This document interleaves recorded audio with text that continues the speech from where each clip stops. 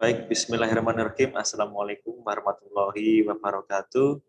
Alhamdulillahirrahmanirrahim. Kita dipertemukan di kuliah hari ini dalam keadaan sehat walafiat, dijauhkan dari segala mara bahaya. Baik, sebelum kita mulai, mari kita baca doa sebelum perkuliahan. Bismillahirrahmanirrahim. Raditu billahi rabba wa bil islami dina wa bi Muhammadin nabiyya wa rasulah rabbi jidin ilma warzuqni fahma. Amin ya rabbal alamin. Baik, saya akan share screen dulu ya.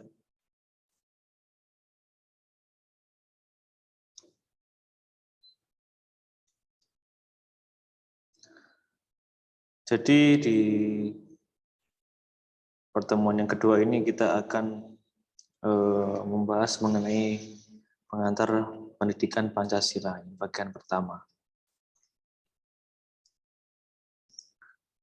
Jadi pendidikan Pancasila ini menjadi suatu urgensi atau menjadi suatu kebutuhan yang mendesak bagi Indonesia, terutama pasca reformasi ya, bahwa memang dulu itu pendidikan Pancasila masih terjadi suatu bentuk perubahan yang berkali-kali. Jadi ganti pemerintahan, maka ganti program pendidikan Pancasila. Dulu ada yang namanya pendidikan moral Pancasila, PMP, kemudian ada PPKN, kemudian sekarang dipisah, ada pendidikan Pancasila sendiri, pendidikan kewarganegaraan sendiri, seperti itu. Jadi bisa berganti-ganti ya, terkait juga dengan pemerintahan yang berganti-ganti pula. Tapi dengan adanya Undang-Undang Nomor 12 Tahun 2012 ini, terutama di pasal 35 ayat 5, bahwa menyatakan bahwa kurikulum pendidikan tinggi wajib memuat mata kuliah agama, Pancasila, kewarganegaraan, dan bahasa Indonesia, menunjukkan bahwa negara berkehendak agar pendidikan Pancasila dilaksanakan dan wajib dimuat dalam kurikulum perguruan tinggi sebagai mata kuliah yang berdiri sendiri. Nah, jadi dari sekarang ini di semua perguruan tinggi ada yang namanya mata kuliah agama. Jadi pasti ada. Terus juga ada pendidikan Pancasila sendiri, ada pendidikan kewarganegaraan sendiri, dan ada mata kuliah bahasa Indonesia juga. Itu semua pasti diajarkan di semua perguruan tinggi, termasuk pendidikan Pancasila. Karena harapannya mata kuliah Pancasila ini akan dapat fokus dalam membina pemahaman dan penghayatan mahasiswa mengenai ideologi bangsa Indonesia. Jadi kenapa kok dipisah? Karena untuk biar lebih paham dan lebih menghayati dari adanya Pancasila ini sebagai ideologi bangsa Indonesia. Kita tahu ya, Pancasila ada silanya ada 5 ini. Ketuhanan Yang Maha Esa, kemanusiaan yang adil dan beradab, kesatuan Indonesia, kerakyatan yang dipimpin oleh kebijaksanaan dalam permusyawaratan perwakilan, keadilan sosial bagi seluruh rakyat Indonesia. Tujuan pengantar pendidikan Pancasila. Yang pertama, agar mahasiswa dapat bersyukur atas karunia kemerdekaan dan Pancasila sebagai dasar negara Indonesia. Nah, maksudnya dari adanya kondisi seperti sekarang yang merdeka dan tidak ada negara lain yang menginvasi atau tidak ada negara lain yang menjajah negara kita, maka kita bisa diingatkan kembali bahwa untuk mencapai proses kemerdekaan ini suatu perjuangan yang luar biasa dari para pahlawan. Maka dari itu, dengan adanya pendidikan Pancasila ini, harapannya kita sama bersyukur dengan kondisi seperti sekarang ini. Tidak ada lagi misalnya negara yang mengintervensi atau menjajah Indonesia. Karena Indonesia selain memiliki beberapa misalnya suatu kedaulatan, tapi semua itu juga berdasar kepada Pancasila sebagai dasar negara Indonesia, yang itu tentu mencakup semua hal yang ada di Indonesia. Peraturan-peraturan yang ada di Indonesia semua mengacu kepada dasar negara, termasuk kedaulatan dan sebagainya itu. Terus berikutnya, agar mahasiswa menunjukkan sikap positif terhadap pentingnya pendidikan Pancasila. Jadi di dalam mata kuliah ini nanti juga akan ada namanya nilai-nilai yang terkandung di dalam Pancasila, dan itu harapannya mampu diaplikasikan secara positif pada mahasiswa ke dalam kehidupan sehari-hari gitu ya. Jadi jangan ada yang namanya gestur untuk menolak nilai-nilai Pancasila, jangan sampai ada. Jadi semua harus tunduk dan bisa mengimplementasikan atau menerapkan dari nilai-nilai Pancasila itu. Kemudian selanjutnya mahasiswa mampu menjelaskan tujuan dan fungsi pendidikan Pancasila sebagai komponen mata kuliah wajib umum pada program diploma dan sarjana. Itu ya sesuai dengan yang tertera di buku ya. Kemudian menalar dan menyusun argumentasi pentingnya pendidikan Pancasila sebagai komponen mata kuliah wajib umum dan sistem pendidikan di Indonesia. Ya, ini harapannya nanti ketika ada misalnya suatu diskusi atau suatu tugas yang berkaitan dengan menjabarkan mengenai atau mengelaborasi fenomena yang ada sosial di masyarakat yang dekat dengan kalian, kalian mampu di dalam menyelaraskannya dengan nilai-nilai Pancasila seperti itu. Yang pertama, kita akan membahas mengenai menelusuri konsep dan urgensi pendidikan Pancasila ya. Dalam sejarah bangsa Indonesia, sesungguhnya nilai-nilai Pancasila ini sebagai pandangan hidup bangsa Indonesia ya, yang sudah terwujud dalam kehidupan bermasyarakat. Jadi sejak zaman dulu, wilayah-wilayah Nusantara ini mempunyai beberapa nilai yang dipegang teguh oleh masyarakat, seperti percaya kepada Tuhan dan toleran, gotong royong, musyawarah, dan solidaritas ya. Jadi secara konsep sebetulnya sebelum Indonesia ada, itu masyarakat asli, masyarakat existing Indonesia itu sudah ada yang mengenal namanya percaya kepada Tuhan. Jadi dulu ada yang namanya animisme, dinamisme gitu ya. Ada agama-agama yang lain, kemudian ada agama-agama Ibrahim gitu ya. Itu semua percaya kepada Tuhan, dan pasti nilai agama ini juga beriringan dengan sikap toleransi kepada masyarakat yang lain, masyarakat satu dengan masyarakat yang lainnya. Kemudian yang berikutnya adalah gotong royong. Jadi gotong royong ini misalnya dulu ada orang atau ada di desa menyelenggarakan misalnya kerja bakti gitu ya, menyelenggarakan membuat bareng-bareng gorong-gorong selokan itu. Mereka tidak dibayar, tetapi mereka mempunyai inisiatif atau modal sosial dalam bentuk gotong royong agar selokan itu cepat jadi misalnya. Mereka malah berbondong-bondong, ibu-ibu menyiapkan makanannya, minumannya, wedangnya gitu ya, untuk bapak-bapak yang lagi mencangkul untuk membuat gorong-gorong, itu semua dilakukan dengan cara sukarela gitu ya, agar tercapai tujuan bersama, yaitu membuat gorong-gorong misalnya seperti itu. Kemudian musyawarah. Jadi sudah sejak lama di Indonesia ini atau di Nusantara misalnya mengenal musyawarah. Jadi ketika ada persoalan sosial di masyarakat itu tidak dipakai sistem yang namanya voting, tidak, tetapi bagaimana duduk bersama untuk menyelesaikan masalah dengan baik agar tidak terjadi suatu mispersepsi gitu ya. Bagaimana perbedaan yang ada atau ide-ide yang ada itu dikumpulkan jadi satu, kemudian didudukkan bersama mana yang sekiranya pantas untuk dijadikan suatu solusi yang konstruktif yang mampu menjembatani dari keberagaman pendapat itu gitu ya. Misalnya ada musyawarah terkait kegiatan apa yang dilakukan, misalkan dulu pada waktu memperingati hari keagamaan gitu ya, dimusyawarahkan ini nanti memakai konsep apa dan sebagainya, itu dulu dimusyawarahkan seperti itu. Makanannya apa, mau dibeleh nih apa, itu ada dimusyawarahkan. Itu tidak sampai naik dewe ke ketua kelompok itu, tapi dimusyawarahkan semuanya agar semua sama-sama mantap, sama-sama marem gitu ya.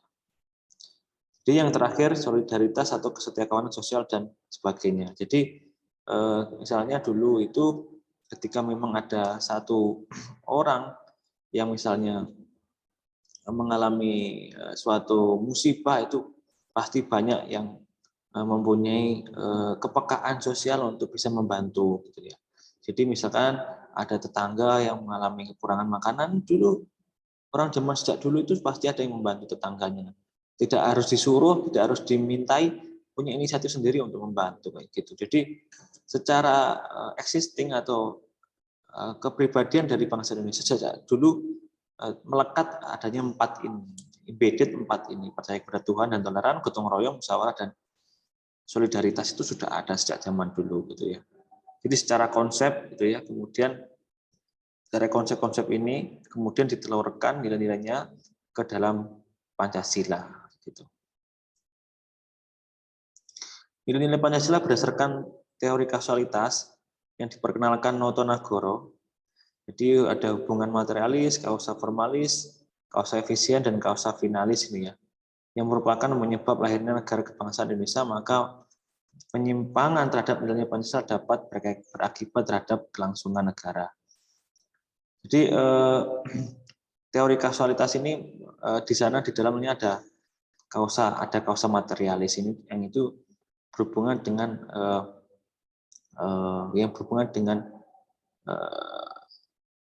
benda-benda gitu ya, benda-benda apa saja yang berkaitan dengan Pancasila. Kemudian formalis ini membentuk secara formalnya apa dari Pancasila itu ya. Jadi dari yang juga dihubungkan dengan kondisi sosial pasti tentunya. Kemudian kausa efisien dan kausa finalis ini juga sama.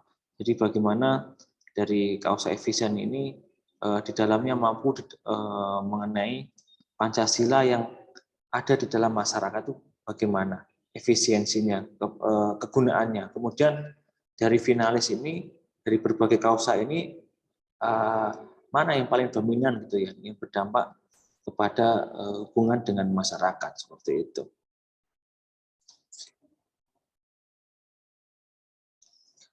Munculnya permasalahan yang mendera Indonesia memperlihatkan telah tergerusnya nilai-nilai kehidupan Pancasila dalam kehidupan bermasyarakat, berbangsa dan bernegara. Oleh karena itu perlu diungkap berbagai permasalahan di negeri tercinta ini yang menunjukkan pentingnya mata kuliah pendidikan Pancasila. Ya, jadi kita tahu bahwa masih banyak terjadi berbagai masalah kehidupan berbangsa dan bernegara yang sering kita lihat di media-media mainstream, sering kita lihat di media sosial terkait masalah-masalah seperti yang pertama masalah kesadaran perpajakan. Jadi masih ada wajib pajak atau orang-orang yang memiliki kewajiban bayar pajak tapi tidak bayar pajak gitu ya. Kemudian masalah korupsi, kita tahu bahwa isu korupsi ini menjadi isu yang sangat sangat laris manis misalnya ketika berhubungan dengan pemilu gitu ya. Jadi seseorang yang dicintai rakyatnya yang akan mau dipilih itu pasti juga didasarkan kepada yang bersangkutan pernah korupsi atau tidak. Sehingga masalah korupsi ini menjadi suatu masalah yang masalah besar dan itu menjadi catatan penting bagi masyarakat misalnya di dalam memilih pemimpinnya gitu ya. Karena kita tahu bahwa masih banyak penyelenggara negara yang korupsi, yang bersifat koruptif gitu ya. Jadi yang entah itu berhubungan dengan suap atau mungkin berhubungan dengan menyunat anggaran dan sebagainya. Itu masih banyak terjadi di sampai saat ini seperti itu. Yang kemudian berikutnya adalah masalah lingkungan. Masalah lingkungan misalnya tidak ada yang namanya ikatan emosional masyarakat dengan lingkungannya. Sehingga masyarakat ini ada beberapa yang acuh tak acuh dengan kondisi lingkungan di sekitarnya. Misalkan masih banyak yang membuang sampah di sungai gitu ya. Masih banyak yang tidak mematuhi peraturan atau perda-perda yang berkaitan dengan larangan-larangan membuang sampah gitu ya. Atau mungkin masih banyak mencemari lingkungan, membuang limbah di sungai sembarangan, tidak ada izinnya dan sebagainya. Itu masih banyak terjadi di sekitar kita gitu. Kemudian masalah disintegrasi bangsa. Masalah disintegrasi bangsa ini berkaitan dengan wilayah kedaulatan Indonesia yang itu ada orang-orang yang mau memisahkan diri dari Indonesia misalnya.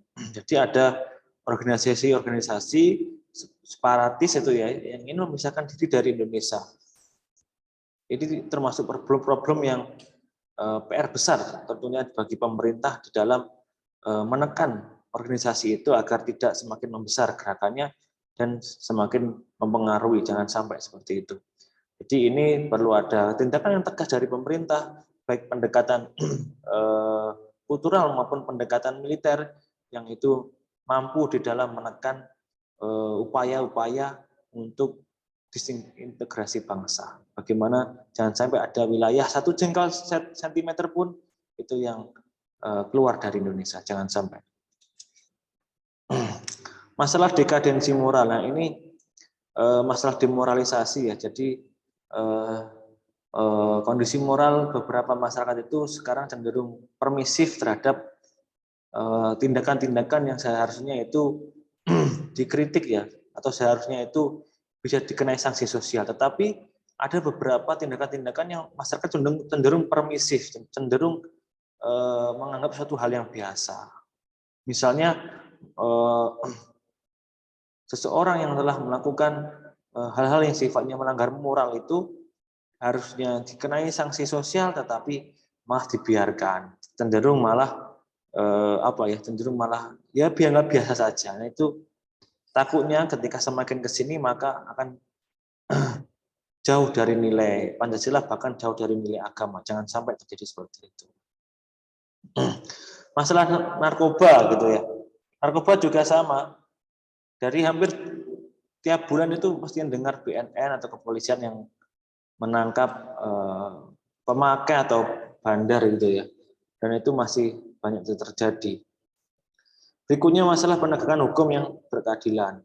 Ya, jadi memang masih banyak yang di luar sana yang menganggap bahwa penegakan hukum itu masih ada yang tajam ke bawah tapi tumpul ke atas. Jadi masih ada kesan seperti orang-orang khusus yang memiliki jabatan atau memiliki kekayaan itu memiliki privilege atau keistimewa di dalam penanganan hukum. Sedangkan orang-orang yang cenderung memiliki ekonomi ke bawah itu cenderung sangat ditegaskan ya hukumnya, sangat sangat tegas lah hukumnya. Sedangkan orang-orang yang kaya yang memiliki jabatan yang tinggi mereka yang susah untuk tersentuh. Ada kesan-kesan semacam ini. Nah, yang terakhir adalah masalah terorisme. Ini masih banyak kejadian-kejadian beberapa terakhir itu misalnya ada orang-orang yang mengganggu ketentraman masyarakat, misalnya juga memberikan pressure terhadap kepolisian juga, memberikan ancaman teror kepada masyarakat, dan juga kepolisian itu cukup banyak ya di tahun-tahun terakhir ini gitu ya. Ini juga tidak lepas dari berkembangnya teknologi, sehingga teknologi ini juga salah satu sisi bisa mencerdaskan kehidupan bangsa, tapi di sisi yang lain dapat dijadikan oleh orang-orang yang ekstrim ini untuk menyebarkan pahamnya gitu. Jadi masalah 1-8 ini saat ini menjadi masalah yang suatu tantangan yang cukup banyak ya yang terjadi, yang itu takutnya menggerus nilai Pancasila yang ada di kehidupan masyarakat ya. 1-8 ini. Ini suatu problem yang nanti akan kita bahas bagaimana cara untuk menanganinya dari tantangan ini.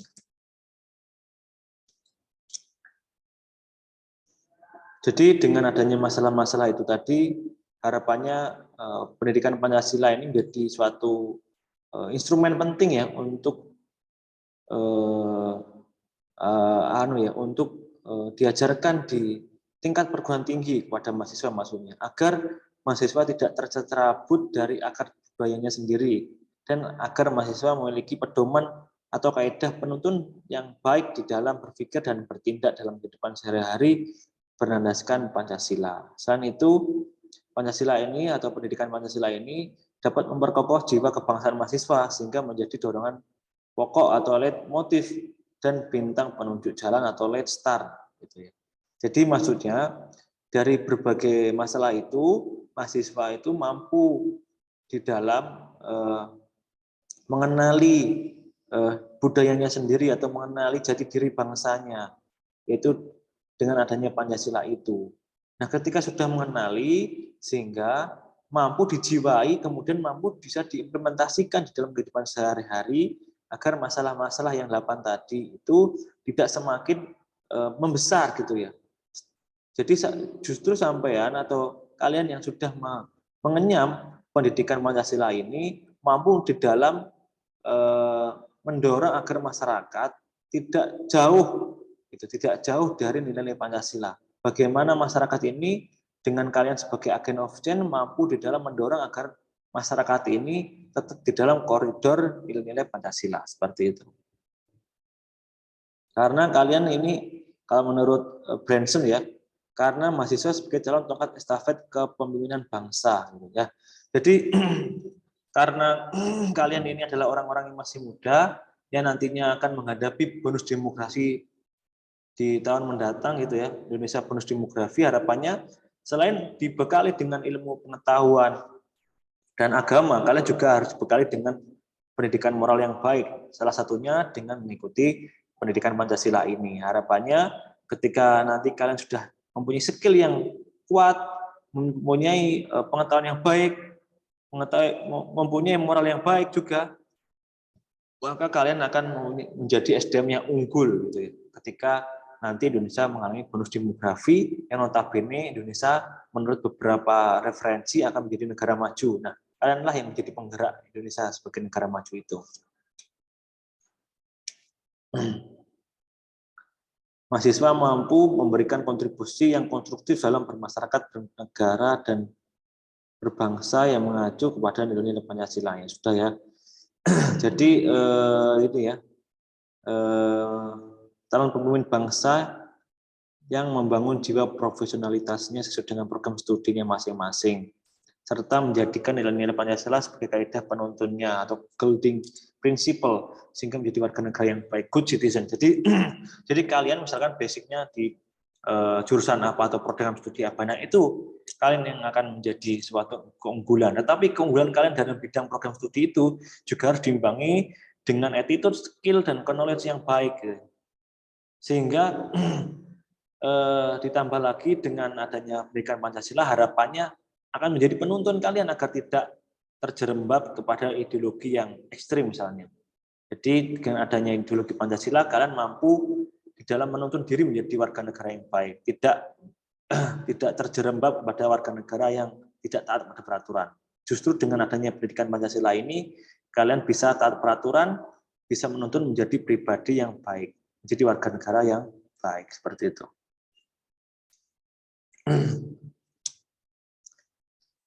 Visi pendidikan Pancasila itu ya, terwujudnya kepribadian sivitas ya, akademik, terwujudnya kepribadian sivitas akademika yang bersumber pada nilai-nilai Pancasila. Misinya mengembangkan potensi akademik serta peserta didik atau misi psikopedagogis ya. Kemudian menyiapkan peserta didik untuk hidup dan berkehidupan adalah masyarakat, bangsa, dan negara. Membangun budaya berpancasila sebagai salah satu determinan kehidupan, mengkaji dan mengembangkan pendidikan Pancasila sebagai sistem pengetahuan terintegrasi atau disiplin ilmu sintetik dan sebagai misi akademik. Nah, ini bersumber dari Direktorat Pendidikan Tinggi ya, Kemendikbud ya, visi dari dan misi pendidikan Pancasila. Yang berikutnya menanya alasan diperlukannya pendidikan Pancasila.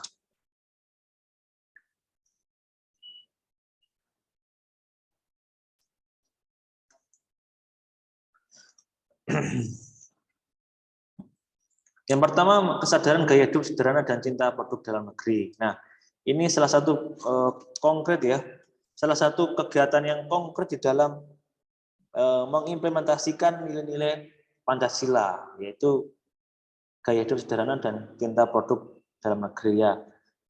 Misalnya ya banyak sekali. Misalnya Indonesia misalkan unggul di minyak goreng di tanah apa curb palm oilnya atau minyak apa namanya minyak kelapa sawitnya, dan itu dibentuk menjadi minyak goreng. Ya kita beli minyak goreng yang dalam negeri, jangan sampai beli minyak goreng impor itu ya. Karena kan kita penghasil CPO terbesar atau penghasil terbesar minyak kelapa sawit gitu ya.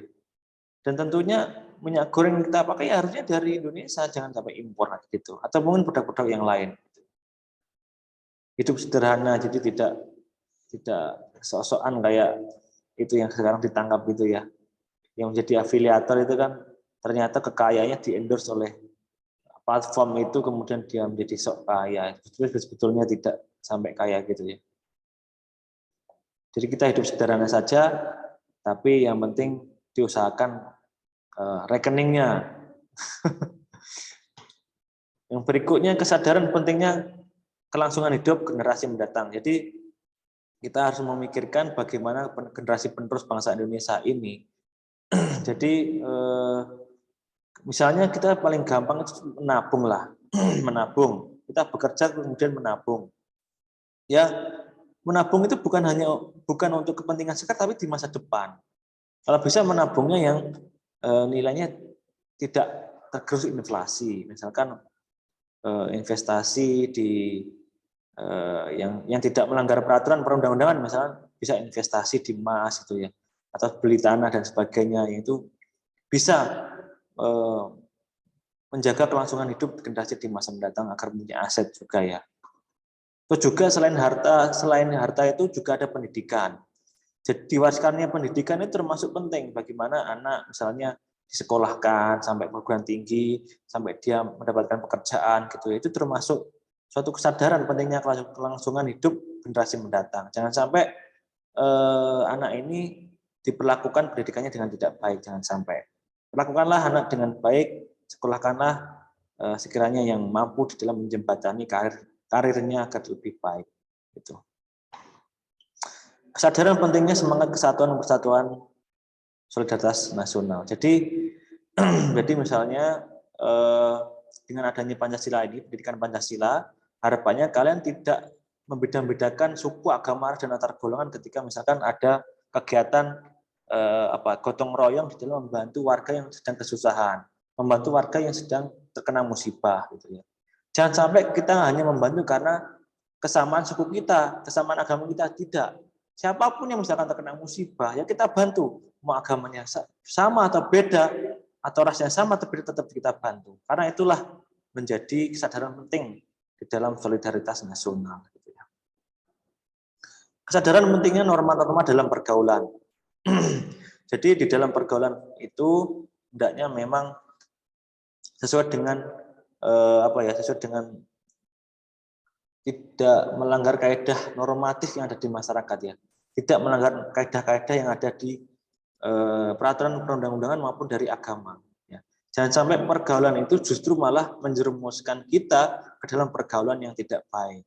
Seperti masalah-masalah yang tadi ya, yang ada 8 itu, misalkan jangan sampai kita terjerembab ke masalah narkoba, ke masalah hal-hal yang negatif yang lainnya. Jangan sampai. Nah, makanya perlunya pendidikan Pancasila ini agar kita taat pada aturan dan juga tentunya taat kepada agama, nilai-nilai agama juga. Kemudian yang 5, kesadaran pentingnya kesehatan mental bangsa. Nah ini kan sekarang ini juga tuntutan zaman itu semakin tinggi. Mahasiswa pun juga ada tuntutan membuat tugas misalnya. Ada tugasnya, jangan sampai ini menjadi suatu beban yang luar biasa berat gitu ya. Tapi anggaplah ini suatu perjuangan kalian sebagai awal untuk batu loncatan agar kalian sukses di masa yang mendatang. Jangan sampai sesuatu hal yang itu sifatnya sebetulnya hal yang biasa saja, kalian sangat-sangat terberatkan dengan adanya itu. Jangan sampai. Jadi kalau bisa kegiatan itu yang sifatnya kewajiban gitu ya, jangan sampai menjadi suatu hal yang beban berat. Tapi bagaimana itu mampu kalian kelola dengan baik secara mental agar kalian tidak terbebani.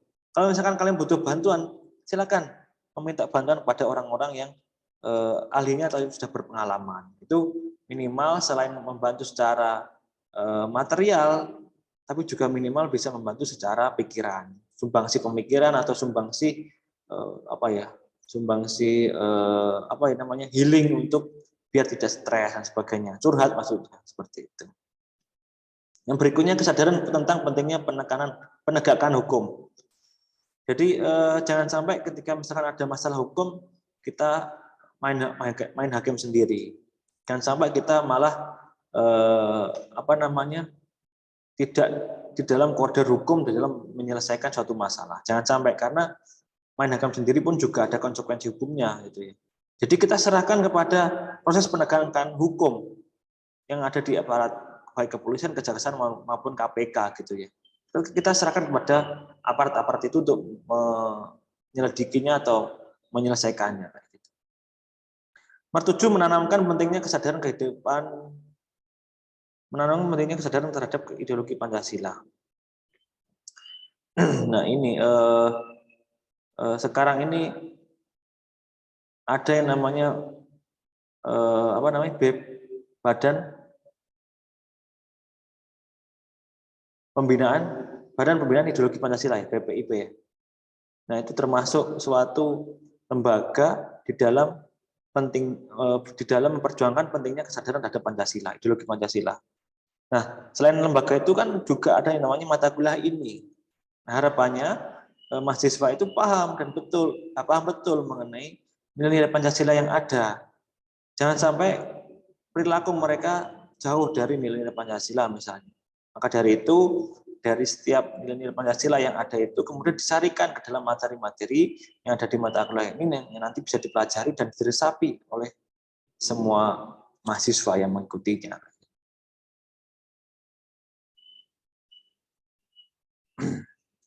Penanaman dan penguatan kesadaran nasional tentang hal-hal tersebut sangat penting ya, karena apabila kesadaran tersebut tidak segera kembali disosialisasikan, diinternalisasikan, dan diperkuat implementasinya, maka masalah yang besar akan segera melanda bangsa ini, yaitu musnahnya suatu bangsa.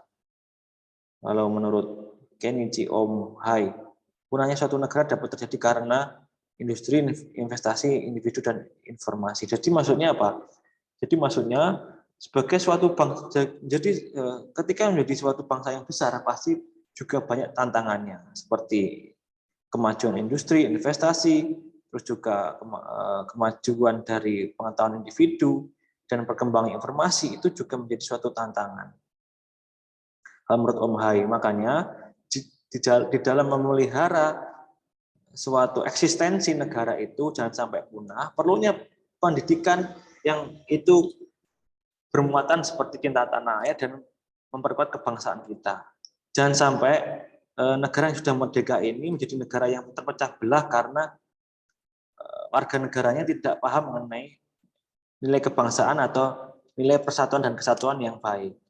Nah, makanya dengan adanya mata kuliah ini harapannya bisa memupuk persatuan kita, ya, dan kebangsaan dan nasionalisme kita semakin terpupuk dengan baik. Harapannya agar mereka tetap sadar bahwa penting loh untuk menjaga Indonesia tetap merdeka itu, penting loh tetap Indonesia menjaga untuk bersatu, penting loh untuk menjaga Indonesia agar tidak terpecah belah, agar tidak terdisintegrasi misalnya seperti itu.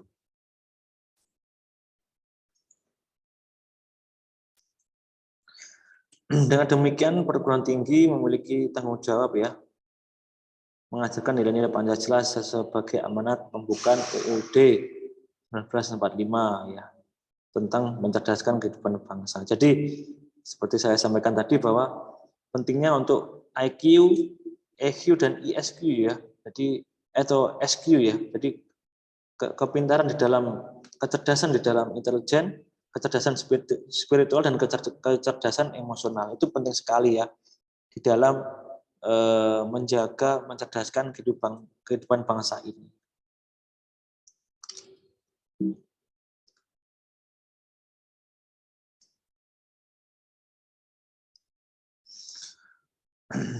Ini secara spesifik ini ya di dalam tujuan pendidikan Pancasila ini memperkuat Pancasila sebagai falsafah negara, memberikan pemahaman penghayatan atas jiwa dan nilai Pancasila ini ya. Nomor 3, mempersiapkan mahasiswa agar mampu menganalisis dan mencari solusi terhadap kehidupan sosial bermasyarakat gitu ya. Nomor 4, membentuk sikap mental mahasiswa yang mampu mengapresiasi nilai-nilai ketuhanan, kemanusiaan, kecintaan terhadap tanah air, kesatuan bangsa serta penguatan masyarakat madani, demokratis, berkeadilan dan sebagainya itu ya. Ini tujuannya yang secara lengkap ya. Ini yang nulis adalah Direktorat Pembelajaran dan Kemahasiswaan, Kemendikbud. Nah, sedangkan di Undang-Undang tentang Pendidikan Tinggi memuat bahwa pentingnya dan ketentuan penyelenggaraan pendidikan tinggi Pancasila atau pendidikan Pancasila ini penting ya, ditegaskan di Undang-Undang tentang Pendidikan Tinggi ya.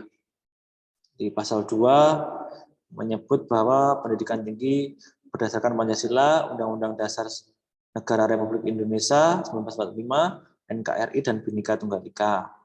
Pasal 35 ayat 3 menegaskan ketentuan bahwa kurikulum pendidikan tinggi sebagaimana dimaksud ayat 1 wajib memuat mata kuliah agama, Pancasila, Warganegaraan dan bahasa Indonesia. Itu ya.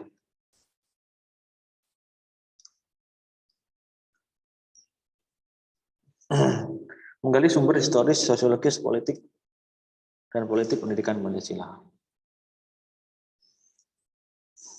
Jangan sekali-kali meninggalkan sejarah. Ini kata Bung Karno. Kalau menurut Cicero adalah Historia Vitae Magistra, sejarah memberikan kearifan. Ini. Sejarah merupakan guru kehidupan. Jadi intinya kita harus tahu juga mengenai historisnya atau sejarahnya Pancasila. Jadi agar kita tidak ansih hanya mempelajari substansinya saja, tetapi bagaimana sejak dulu ini Pancasila bagaimana kok bisa menjadi Pancasila, itu ternyata melalui proses-proses sejarah yang cukup panjang. Yang harapannya mahasiswa dapat mengambil pelajaran atau hikmah dari berbagai peristiwa sejarah, baik sejarah nasional maupun sejarah bangsa lain. Sumber sosiologis pendidikan Pancasila.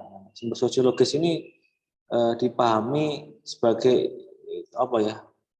Ilmu tentang kehidupan antar manusia, ya, ilmu tentang sosial masyarakat lah gitu ya. Jadi apa yang mendasari dibentuknya atau dibuatkannya Pancasila ini bersumber kepada kehidupan sosial masyarakat pada waktu itu. Kemudian disarikan, kemudian dibahas bersama oleh para founders negara kita, kemudian dihasilkannya 5 sila ini, seperti itu.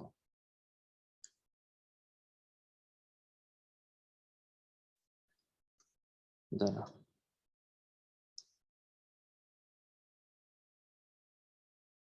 Nah, melalui pendidikan sosial ini, Anda diharapkan mampu mengkaji struktur sosial, proses sosial, termasuk perubahan-perubahan sosial, dan masalah-masalah sosial yang patut disikapi secara arif dengan menggunakan standar nilai-nilai yang masuk dalam Pancasila. Jadi, misalnya kalian menemukan fenomena di dekat kalian nih, kalian bisa menganalisisnya dengan nilai Pancasila. Oh, di dekat saya ternyata ada misalkan masalah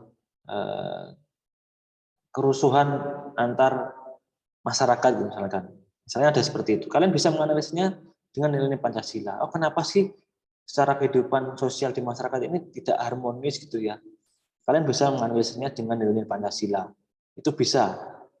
Kemudian ada masalah-masalah perubahan-perubahan yang terjadi di masyarakat, misalkan masyarakat sekarang sudah susah untuk gotong royong, misalkan untuk kerja bakti susah dan sebagainya. Itu kalian bisa analisis secara sosiologis dengan nilai-nilai Pancasila seperti itu.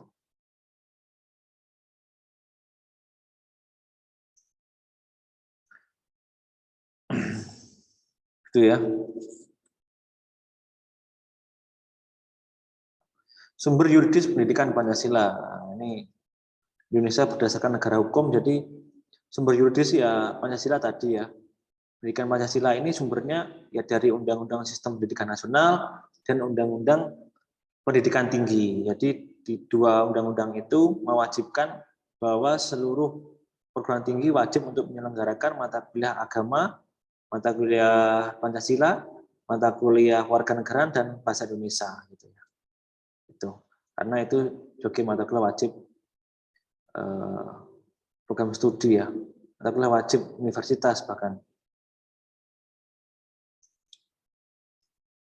Pancasila sebagai negara dasar negara ya. Dasar dari landasan semua peraturan yang ada di Indonesia. Jadi selain itu Pancasila ini dijadikan dasar ya negara di dalam membuat peraturan perundang-undangan yang ada. Selain Undang-Undang Dasar, Pancasila ini pasti dinotis di dalam setiap peraturan perundang-undangan di Indonesia. Jadi jangan sampai peraturan yang diterapkan di Indonesia ini bertentangan dengan Pancasila, jangan sampai. Gitu ya. Maka dari itu para penyelenggara negara atau pejabat yang berkewenangan di dalam membuat aturan harus berpedoman kepada nilai-nilai Pancasila seperti itu. Sumber politik pendidikan Pancasila.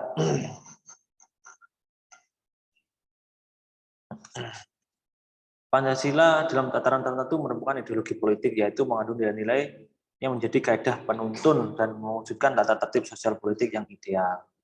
Jadi Pancasila ini secara politik menjadi suatu penuntun bagi penyelenggara negara agar mereka tidak over ya, agar mereka tidak sak penak edem bikin aturan. Jadi para pejabat atau para penguasa ini tidak sakara gede bikin aturan. Mereka bikin aturan harus berpedoman kepada Pancasila dan Undang-Undang Dasar. Jadi kalau menurut Miriam Budiharjo nih ya, jadi konsep-konsep politik kan ada seperti state, power, ya, decision making, kebijakan, dan distribusi atau pembagian. Nah, dari berbagai konsep-konsep pokok politik ini harus dimiliki, yaitu adalah di sana semua harus ada yang namanya pedoman yang memandu agar negara, kekuasaan dan sebagainya itu tidak bertentangan dengan nilai-nilai Pancasila. Maka dari itu Pancasila ini di Indonesia sangat penting di dalam memberikan batasan-batasan agar para penyelenggara negara ini di dalam kebijakannya tidak tidak over kekuasaan, agar tidak penyalahgunaan kekuasaan, agar mereka tetap taat kepada peraturan. Maka dari itu peraturan-peraturan yang ada ini harus bersumber kepada Pancasila, sehingga peraturan yang ada ini yang sudah bersumber sama Pancasila bisa dipakai menjadi pedoman para penyelenggara negara atau pejabat di dalam membuat aturannya.